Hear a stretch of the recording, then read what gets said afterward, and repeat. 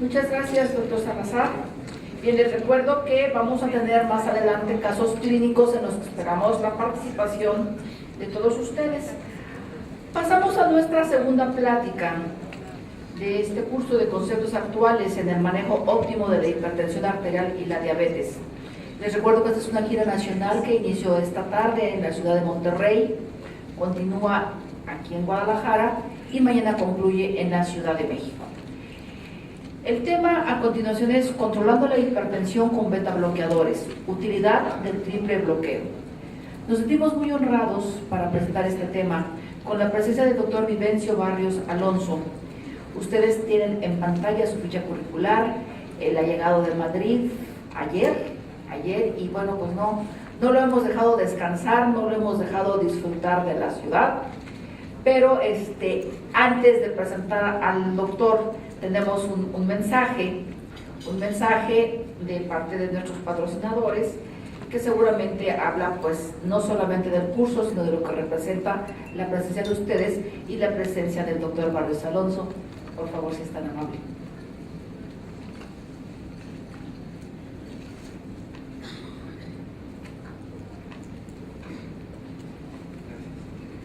Bueno, solicité de manera espontánea la palabra para extender un poco más la presentación de nuestro invitado internacional.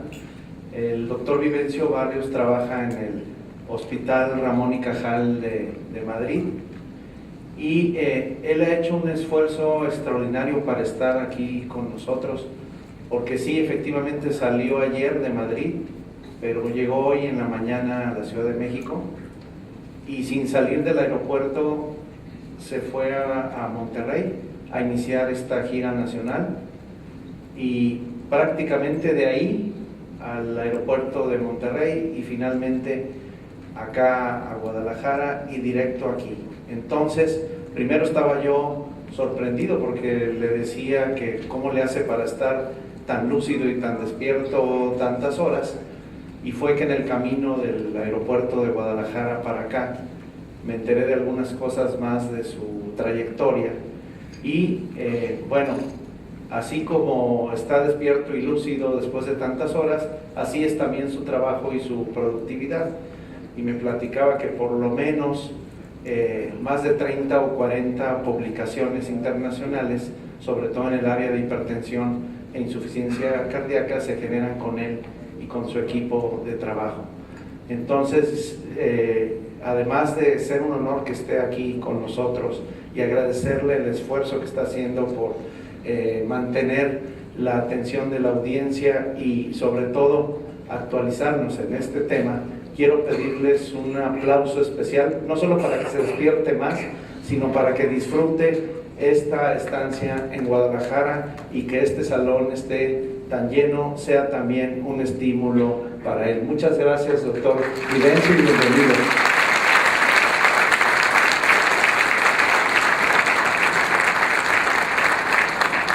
Muchas gracias, Paco, que no esperaba estas cariñosas palabras. La verdad que para mí es todo un placer estar aquí con vosotros. Yo tengo un cariño especial a México. La verdad es que mis compañeros ya me conocen.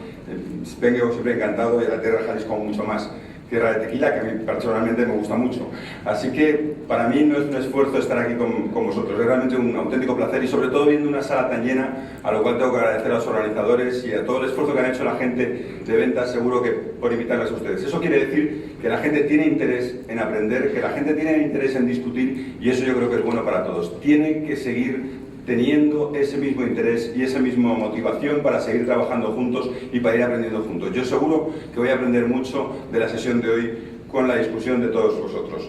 Pues bien, como comentábamos, el tema que me toca a mí hablar es de hipertensión, y quizá la mejor forma de abordar este punto es decir que, miren, el nivel de presión arterial elevada es la primera causa de muerte en el mundo occidental, en el mundo en vías en desarrollo y en el mundo subdesarrollado. Es el primer causante de muerte y, como ven aquí, muy por encima de otros factores. Sin duda la diabetes es importante, pero si hay algo todavía más importante que la diabetes como causante de muerte es la hipertensión, que como ven es la primera de las causas de muerte de todos estos factores que aquí vienen recogidos. Por tanto, es muy importante que abordemos el tema de la hipertensión y sé que muchos de ustedes son médicos de primer contacto y la hipertensión, créanme, son ustedes los auténticos protagonistas del manejo de la hipertensión, porque los médicos de primer contacto son los primeros que se enfrentan a un paciente hipertenso, son los primeros que diagnostican a un paciente hipertenso, son los primeros que estratifican el riesgo de ese paciente hipertenso y son los primeros que le ponen medicación. Son ustedes los auténticos protagonistas, insisto, del manejo de la hipertensión. Y que la hipertensión es importante, creo que no queda ningún lugar a dudas, pero por si acaso no estaría de más recordar esta diapositiva, este trabajo. Es un metaanálisis de Lewington que presentó hace ya 10 años con más de 2 millones de sujetos, en el cual se reconocía como a mayor nivel de presión arterial, mayor aumento de mortalidad coronaria, tanto para la presión sistólica como para la presión diastólica. Esto que es verdad para la mortalidad coronaria es exactamente igual para la enfermedad cerebrovascular, para la mortalidad cerebrovascular. Y indudablemente, según aumentan los grupos etarios, según aumenta la edad, el riesgo de presentar mortalidad coronaria aumenta sustancialmente. Pues bien, como le digo, eso es válido para la presión sistólica y la presión diastólica y por tanto es obvio que reducir la presión arterial en el paciente hipertenso es una obligación absolutamente sine qua non en el manejo del sujeto si queremos reducir el riesgo. Así que la primera pregunta, ¿en pacientes con hipertensión siempre hay que bajar la presión arterial? Esta pregunta, que hace solamente 60 años no estaba del todo contestada, yo creo que hoy está más que clara. Sí, ¿y por qué? Porque con eso reducimos el riesgo. Y lo que es importante es que hace unos años se pensaba que teníamos que bajar por debajo de 160-90 y hoy claramente tenemos por debajo de 140-90 y también saben ustedes muy bien que en algunos grupos de riesgo aún hay que bajar más la presión arterial. Puede que piensen que esto es absolutamente obsoleto y que está fuera de lugar, pero lo que quiero con esto llevarles es que en esta situación ustedes ante un paciente hipertenso tienen que elegir qué medicación antihipertensiva dar y tienen un gran elenco de medicación antihipertensiva. Afortunadamente tenemos el privilegio de contar con muchos fármacos antihipertensivos y por tanto podremos elegir el fármaco que mejor se adapta a nuestro paciente. ¿Y cuál es la elección del fármaco antihipertensivo ideal? Pues miren, las guías de la Sociedad Europea de Hipertensión, en la última revisión que hicieron en el 2009, vienen a reconocer, como ahí dicen, que lo más importante es bajar la presión arterial y que con cualquier cosa que bajemos la presión arterial, el paciente mejora su pronóstico. José Luis Salazar decía, con cualquier medicación que le controle usted la diabetes, el paciente mejorará en el UKPDS. Pues yo podría decir lo mismo, con cualquier medicación que baje la presión arterial, el paciente va a mejorar. Y en esta última línea vienen a decir que se confirma lo que previamente se había ya sugerido, y es que cualquiera de las 5 familias de antihipertensivos, y eso contempla los diuréticos, los IECAs, los calcioantagonistas, los ARA2 o los beta bloqueadores, son absolutamente adecuados para reducir la presión arterial y son absolutamente adecuados para ser el primer tratamiento antihipertensivo ante un paciente hipertenso. Bien, según esto, nosotros podríamos elegir cualquier medicación antihipertensiva, vuelvo a insistir, en el primer escalón del tratamiento antihipertensivo. Pero cuando vamos a otras guías, miren lo que dicen la Sociedad Británica en sus guías NICE.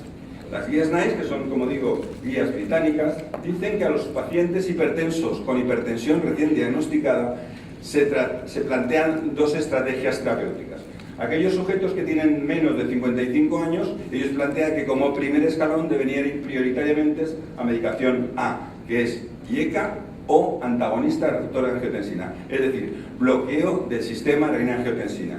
Y aquellos pacientes que tienen 55 o más años o son de raza negra o de raza afroamericana o caribeña, ellos plantean como medicación de elección C, que es calcio antagonista. Por tanto, aquí han dejado fuera en el primer escalón el diurético y sobre todo han dejado fuera del primer escalón el beta bloqueador.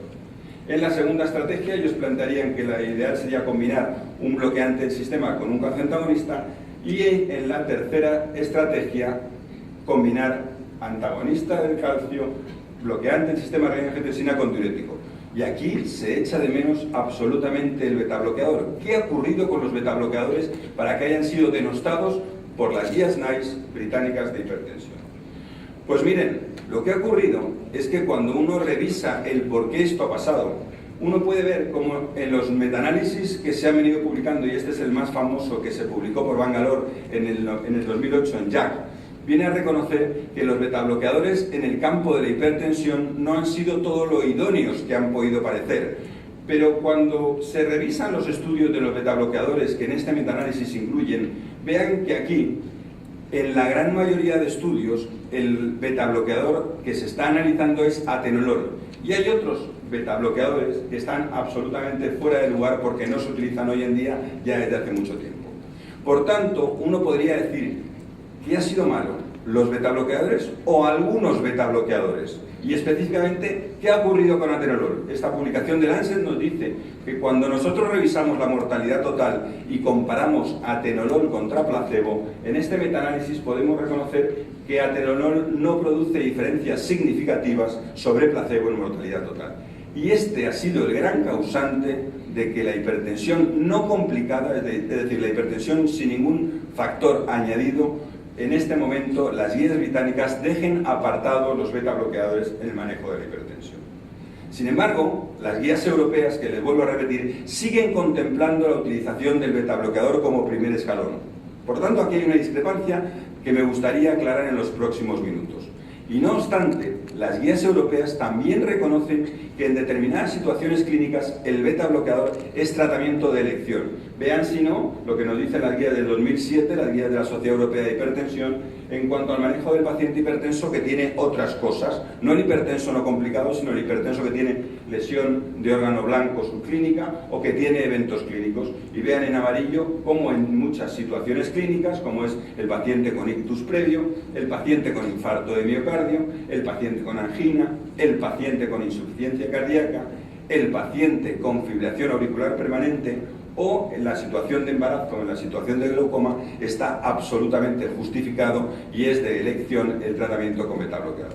Por tanto, insisto que yo creo que hay que aclarar esta discrepancia. ¿Por qué los británicos, que son muy suyos, a pesar de las buenas cosas que nos ha enseñado el UKPDS, también han hecho cosas no tan buenas en el manejo de la hipertensión? Pues ¿por qué los británicos, que son tan suyos, dejan fuera los betabloqueadores y sin embargo las guías europeas, que son mucho más abiertas, posicionan al betabloqueador como un tratamiento útil? Bueno, en realidad, cuando uno revisa qué ocurre con la hipertensión, estarán ustedes conmigo que la hipertensión en muchos casos, por no decir en la gran mayoría, casi en la totalidad de los casos, se acompaña de otras cosas. Es raro encontrar un hipertenso que solamente sea hipertenso. Lo habitual es que el hipertenso tenga algunas cosas más. Miren ese trabajo que publicamos hace unos años justamente en la revista de la Sociedad Británica de Hipertensión. Era un estudio que contemplaba cuál era el riesgo cardiovascular de los hipertensos que acudían a la consulta en mi país, y que se atienden por médicos especialistas, y en rojo o naranja oscuro los pacientes que se atienden por médicos de atención primaria. La primera en frecuencia de las enfermedades cardiovasculares que se asocian al paciente hipertenso es la cardiopatía isquémica. Y de nuevo les vuelvo a recordar que es una situación absolutamente obligatoria el tratamiento con betabloqueadores a los pacientes con cardiopatía isquémica. Bien, dicho esto, uno podría pensar que el betabloqueador se debe utilizar mucho. Pero fíjense esta diapositiva porque hace reflexionar sobre qué está ocurriendo. Este es un estudio que nosotros hicimos hace unos años que analizaba cuál era el tratamiento de los pacientes hipertensos con enfermedad coronaria y pacientes atendidos por cardiólogos, estrictamente por cardiólogos. Hipertenso con enfermedad coronaria, es obligación que todo paciente hipertenso con enfermedad coronaria tenga un tratamiento con betabloqueador. Estaremos todos de acuerdo. Y además por cardiólogos, que somos los grandes defensores de los betabloqueadores. Miren a la derecha la gráfica de los tratamientos que estaban llevando estos pacientes. Únicamente 2/3 partes de los pacientes, 67%, estaban tomando betabloqueador. ¿Por qué hay 1/3 de pacientes que en indicación absoluta de betabloqueador no se utiliza el betabloqueador?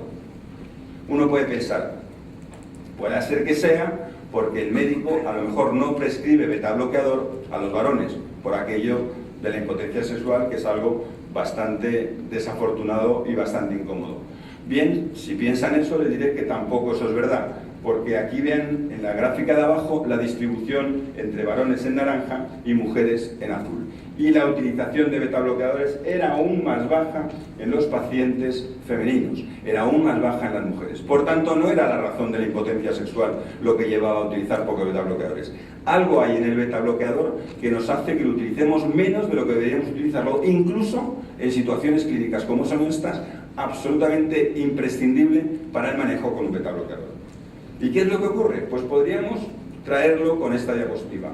Que lo que las guías nos dicen es que las 5 familias de fármacos, los diuréticos, los IECAs, los calciantagonistas, los ARA2 y los betabloqueadores reducen la presión arterial y hay un efecto variable de mortalidad, pero todos ellos pueden ser de primera línea. Y existen también unas indicaciones claras de los betabloqueadores, como son la cardiopatía isquémica, las arritmias, la insuficiencia cardíaca o los sujetos jóvenes. Sin embargo, cuando uno analiza qué ha ocurrido con los betabloqueadores, antes les hablaba de atenolol específicamente, pero vean aquí cómo ha habido también un riesgo aumentado de la aparición de ictus en los pacientes tratados con betabloqueadores, con, eso sí, resultados muy positivos para la enfermedad coronaria. Si uno pusiera encima de la mesa eso, nos lleva a lo que las guías nos dicen. Los betabloqueadores tienen una capacidad reducida para proteger contra el ictus, aun siendo igualmente eficaces en la protección desde el punto de vista coronario. Y esto hace que y por otra parte existen además otros efectos desfavorables que puede hacer que el betabloqueador se utilice poco en determinadas circunstancias, como son los efectos negativos sobre el metabolismo lipídico o el incremento de la incidencia de nuevos casos de diabetes. Si nosotros tuviéramos que poner en una lámina cuáles son los temores o las dudas que generan los betabloqueadores, podríamos decir que son estas 3. La primera, la pobre protección frente al ictus. La segunda, el perfil metabólico desfavorable, sobre todo desde el punto de vista glucídico. Y la tercera, el aumento de peso y la alteración lipídica. Pero aquí a uno se le hace plantear una cuestión: el bueno o el malo, las ventajas de un fármaco o los inconvenientes de un fármaco. Y la pregunta que yo me hago es: ¿son todos los betabloqueadores iguales? Porque antes les he dicho que atenolol tenía efectos negativos. Y realmente hay situaciones que parecen iguales, pero que no lo son. ¿Alguien encuentra 10 diferencias en esta lámina?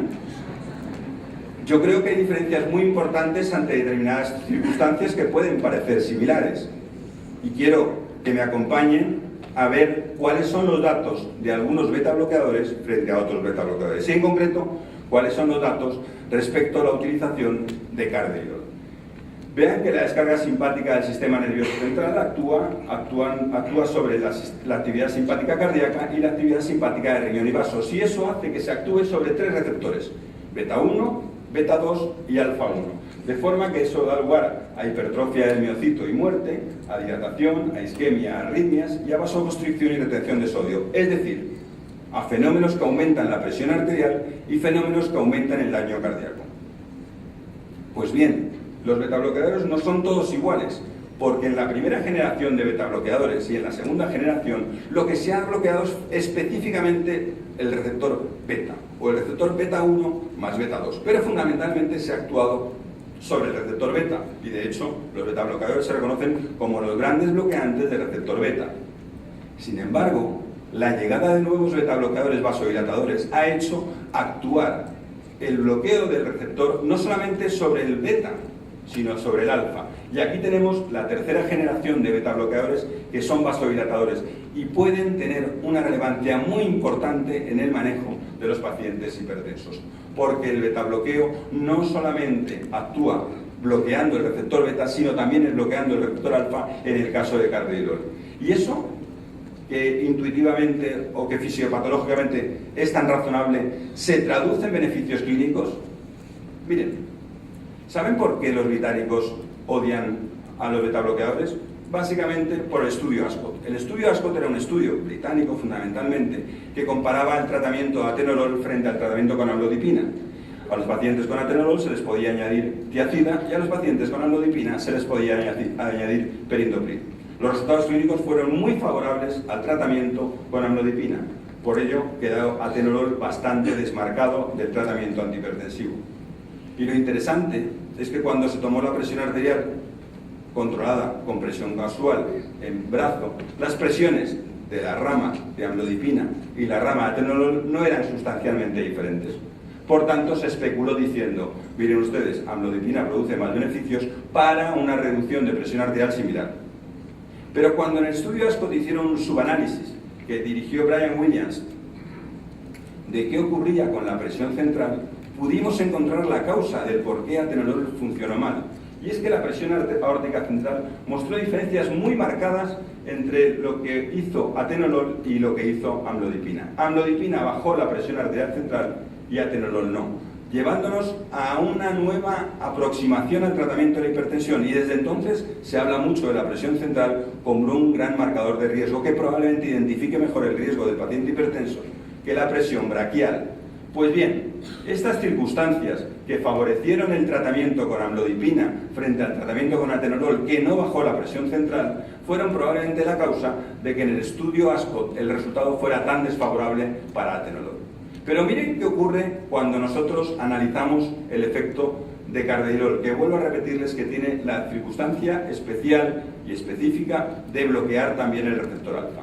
Miren el comparativo de presión central entre carvedilol y atenolol. Miren lo que ocurre a las 2 semanas de tratamiento. Atenolol aumenta la presión central, aumento de presión central que se mantiene también a la semana 4 de tratamiento, y por el contrario, carvedilol reduce sustancialmente la presión central tanto a las 2 semanas como a las 4 semanas. Y esto es algo muy importante, porque la reducción de la presión central se acompaña o se puede acompañar de una reducción importante de ictus. Y esto no es casualidad, porque cuando uno se va al estudio COMET, que es un estudio comparativo de insuficiencia cardíaca entre metoprolol y carvedilol, vean que esa reducción de presión central pudo tener una enorme relevancia en que en este estudio, que insisto era un estudio de insuficiencia cardíaca, hubo claramente menos ictus en el grupo de carvedilol que en el grupo de metoprolol, concretamente una reducción del riesgo del 67%, altísimamente significativo. Por tanto, no es lo mismo atenolol que carvedilol en cuanto a presión central, y esa reducción de presión central ya tenemos datos de que clínicamente tiene una traducción, que es una reducción de ictus. Y pasemos a otra situación. Les decía que otro de los temores de la utilización de betabloqueador son las alteraciones glucídicas. Ustedes saben muy bien que cuando se han analizado los diferentes fármacos antihipertensivos, los fármacos antihipertensivos que han ido a la cabeza para prevención de nuevos casos de diabetes son los IECAs y los ARA2. Y los betabloqueadores han quedado en el vagón de los retrasados, junto con los diuréticos como fármacos que no solamente no disminuyen el riesgo de nuevos casos de diabetes, sino que lo pueden aumentar. ¿Y eso por qué es? Miren esta diapositiva que nos habla sobre la sensibilidad a la insulina que producen los betabloqueadores. Aquí tenemos diferentes betabloqueadores: propanolol, metoprolol, atenolol, pindolol, algunos de ellos muy utilizados, otros menos. Todos ellos reducen la sensibilidad a la insulina y por tanto no es extraño que los betabloqueadores puedan incluso aumentar la incidencia de nuevos casos de diabetes. ¿Pero qué ocurre con carvedilol? Carvedilol, a diferencia del resto de betabloqueadores, por su acción sobre el bloqueo alfa, aumenta sustancialmente la sensibilidad a la insulina. Y en este estudio, el aumento de sensibilidad a la insulina de carvedilol es absolutamente similar al que produce enalapril, al que produce un IECA de reconocido prestigio como es enalapril. Por tanto, carvedilol tendría un comportamiento diferente a otros betabloqueadores en cuanto al perfil glucídico. Y esto se ha visto en otros estudios, aparte de estos datos que he traído. Miren, este es un estudio comparativo de carvedilol frente a metoprolol en pacientes diabéticos. Y miren lo que ocurre cuando analizamos qué ocurre con la hemoglobina glicosilada. Aquí lo tenemos en naranja carvedilol, en azul metoprolol. Hemoglobina glicosilada, en el caso de carvedilol no se modifica significativamente. Hemoglobina glicosilada en el caso de metoprolol, a partir del primer mes empieza a aumentar sustancialmente para hacer al final diferencias significativas entre la hemoglobina glicosilada de metoprolol y de carvedilol, viendo que metoprolol aumenta la hemoglobina glicosilada y por el contrario carvedilol la mantiene absolutamente estable en este grupo de pacientes diabéticos. Pero más información todavía. Les estoy comparando contra metoprolol. Comparémonos contra bisoprolol. Aquí tienen un estudio comparativo de carvedilol contra bisoprolol. Y la hemoglobina glicosilada en el pico del tratamiento con betabloqueador, en el caso de carvedilol, mostró una reducción significativa y en el caso de bisoprolol no se modificó. Por tanto, en el estudio comparativo contra metoprolol había diferencias a favor de carvedilol, viendo que no aumentaba la hemoglobina glicosilada, y en el estudio comparativo contra bisoprolol vemos que carvedilol reduce la hemoglobina glicosilada. De hecho, cuando uno observa datos clínicos, porque a mí me gusta siempre dar la traducción clínica, lo que eso supone desde el punto de vista clínico, vean de nuevo datos del estudio COMET que antes les decía, comparativo de carvedilol frente a metoprolol, y cómo el tratamiento con carvedilol fue capaz de reducir los nuevos casos de diabetes frente a metoprolol. Por tanto, esos datos clínicos son absolutamente concordantes con los datos fisiopatológicos que antes les he comentado sobre el aumento de sensibilidad a la insulina que produce carvedilol. Y como digo, eso diferencia claramente carvedilol de otros betabloqueadores clásicos como puede ser atenolol e incluso betabloqueadores más modernos como puede ser metoprolol o bisoprolol. Y otro aspecto que es importante también es la posibilidad de aumento de peso. Otra crítica que se les ha hecho a los betabloqueadores. Vean aquí un comparativo entre carvedilol y metoprolol. Vean cómo al final del estudio los pacientes que fueron tratados con metoprolol aumentaron sustancialmente su peso de forma muy claramente significativa, mientras los pacientes que fueron tratados con carvedilol no mostraron diferencias importantes en el aumento de peso. Y fíjense que va todo de la mano, porque si no aumenta de peso es lógico que la sensibilidad a la insulina aumente y por tanto vaya bien en pacientes prediabéticos y vaya bien en pacientes diabéticos. Y cuando no aumenta de peso, probablemente eso sea un fármaco que pueda ser adecuado para que no produzca problemas diabetogénicos en el futuro y por supuesto que pueda darse en pacientes diabéticos. Y de hecho, cuando uno ve los resultados en pacientes diabéticos, encajando toda la información que les estoy diciendo, este es un metaanálisis que analiza los efectos de carvedilol frente a placebo en pacientes con insuficiencia cardíaca. Y aquí están los resultados clínicos que se estuvieron en el grupo de pacientes no diabéticos frente a los pacientes diabéticos. Lo que esta diapositiva nos dice es que los beneficios clínicos son absolutamente equiparables en el grupo de los no diabéticos frente al grupo de los diabéticos. De forma que si estableciéramos en el grupo total, veríamos que los diabéticos se favorecieron sustancialmente del tratamiento con carvedilol en los casos de insuficiencia cardíaca. Por tanto, todo encaja perfectamente como las piezas de un puzzle. Estamos ante un betabloqueante especial, estamos ante un betabloqueador con efectos realmente diferenciales sobre otros betabloqueadores. Pero incluso en otro contexto, como es la enfermedad renal o la enfermedad vasculorrenal, como es el caso de la excreción urinaria de albúmina, los betabloqueadores nunca se han postulado para reducir la microalbuminuria. Todo el mundo piensa en IECAS y ONARA2 para reducir microalbuminuria. Vean lo que ocurre en este estudio en cuanto a prevención primaria de microalbuminuria y vean cómo carvedilol es capaz de reducir sustancialmente la albuminuria frente a lo que hace metoprolol, y es que no la reduce de forma significativa. Y en esta barra verde podemos representar la diferencia que hay entre el efecto de carvedilol frente al efecto de metoprolol, demostrando que es una diferencia muy claramente significativa y que demuestra que carvedilol puede reducir microalbuminuria mientras que metoprolol no la reduce. Por tanto, la protección que produciría este betabloqueador no solamente sería desde el punto de vista cardíaco, sino también desde el punto de vista renal. Pues bien, eso nos lleva de la mano a lo que las guías nos dicen antes. Fíjense que les ponía con toda intención lo que las guías de la Sociedad Europea de Hipertensión dicen de los betabloqueadores. Oiga, cuidado que puede aumentar los riesgos de nuevos casos de diabetes. Oiga, cuidado que puede tener problemas del metabolismo lipídico. Oiga, cuidado que puede producir un aumento de ictus o una pobre protección frente al ictus. Esas mismas guías, en un párrafo un poquito más abajo, dicen: tenemos que reconocer que los betabloqueadores no son una clase homogénea.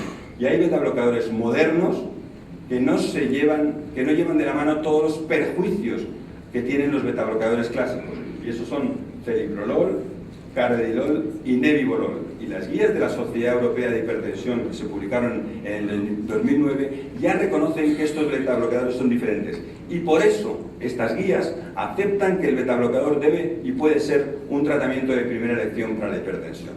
Y ya les adelanto que en el mes de junio del 2013, en este momento están terminando de perfilarse las guías de la Sociedad Europea de Cardiología y Sociedad Europea de Hipertensión arterial. Y de nuevo vienen a reconocer lo mismo que reconocían las guías del 2009. Los betabloqueadores no son una familia homogénea y los nuevos betabloqueadores no tienen por qué llevar como castigo las penas que han supuesto los malos resultados de los betabloqueadores clásicos. Y en este caso, carvedilol es un betabloqueador de elección. Pero hay un tema que es importante y que José Luis también ha tocado en el tema de la diabetes, y es que en el momento actual, pensar en la monoterapia como tratamiento de nuestros hipertensos es casi una entelequia. No más allá de un 30-40% de los hipertensos se va a manejar con un solo fármaco. El 60-70% de los hipertensos van a necesitar más de un fármaco. Y sabemos, después de este metaanálisis que se publicó hace ya 3 años, que las combinaciones de fármacos son siempre mucho más adecuadas que el subir la dosis de un fármaco.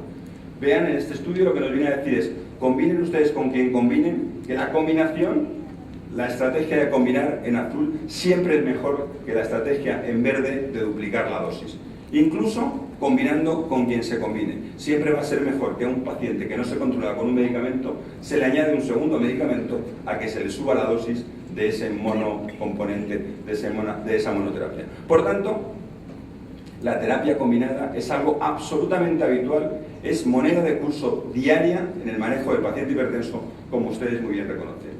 Y en ese contexto, cuando uno va a las guías y vuelve un poco al concepto del alto riesgo, tienen que reconocer conmigo que la mayor parte de los hipertensos son de riesgo alto, y eso va a requerir que la gran mayoría de los pacientes, como les decía, 2/3 partes de esos hipertensos van a necesitar terapia combinada. Por tanto, tendremos que tener fármacos que se combinen bien con fármacos.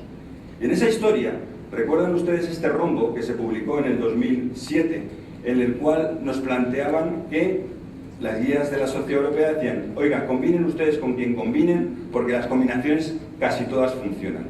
Pero en el 2009, las guías de la Sociedad Europea de Hipertensión postulan la posibilidad de que las combinaciones queden relegadas a este polígono: diuréticos, ARA2, bloqueante de los canales de calcio y ECAS. Estos 4 fármacos serían. Sin embargo, y vean la cita de aquí abajo de Messerly en el 2011, ellos postulan que probablemente ese polígono de 4 aristas que tiene la Sociedad Europea de Hipertensión debería contemplarse de otra manera diferente. Y ellos proponen un rombo en el que iría modulador del sistema renina-angiotensina, y aquí irían IECA o ARA2, los dos irían juntos, diuréticos, calcioantagonistas, de esto no queda ninguna duda, pero una cuarta patita del rombo sería betabloqueador, porque Franz Messerly reconoce en esta publicación que efectivamente el betabloqueador debe estar presente en el tratamiento de la hipertensión, tanto en la monoterapia como, en este caso concreto, en la terapia combinada, como les decía, a diferencia de las guías británicas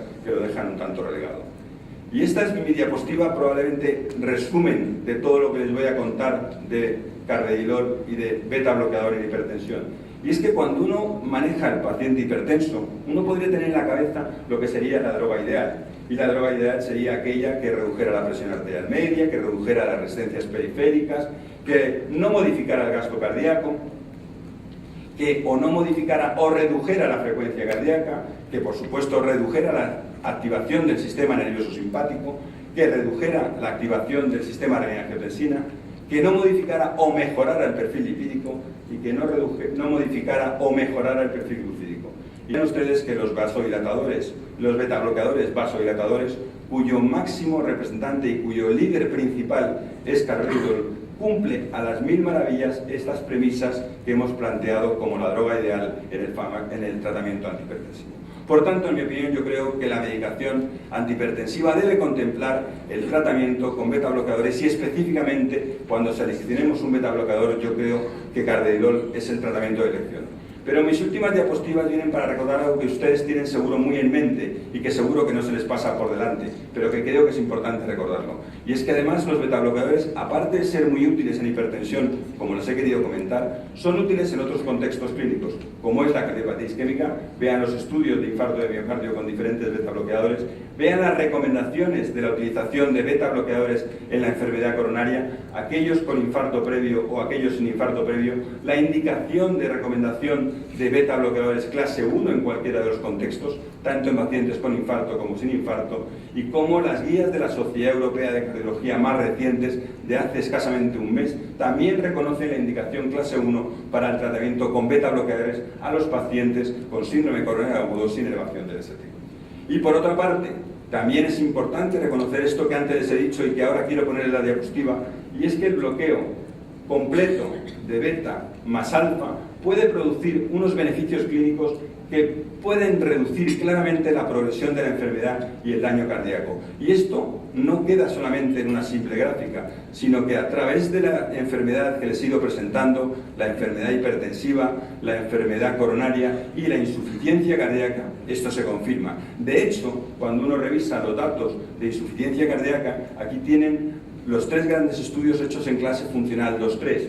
El estudio de carvedilol, el estudio de bisoprolol y el estudio de metoprolol. Y vean cómo la reducción de mortalidad que se obtiene con carvedilol fue sustancialmente mayor que la de bisoprolol o la de metoprolol.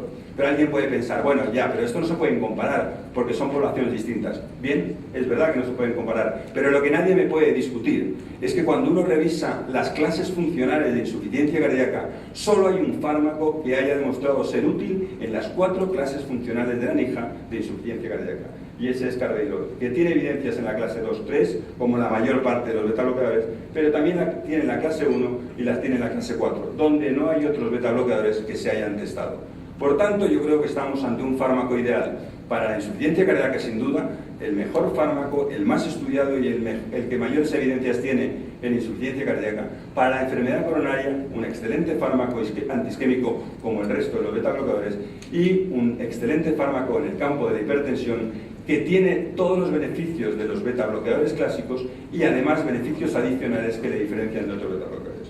Por tanto, yo creo que los betabloqueadores, y específicamente carvedilol, son un viejo conocido con una belleza absolutamente indiscutible, y espero que durante la noche de hoy les haya podido dar un poquito de luz a esa belleza y esa belleza haya resaltado mucho más. Muchas gracias por vuestra atención.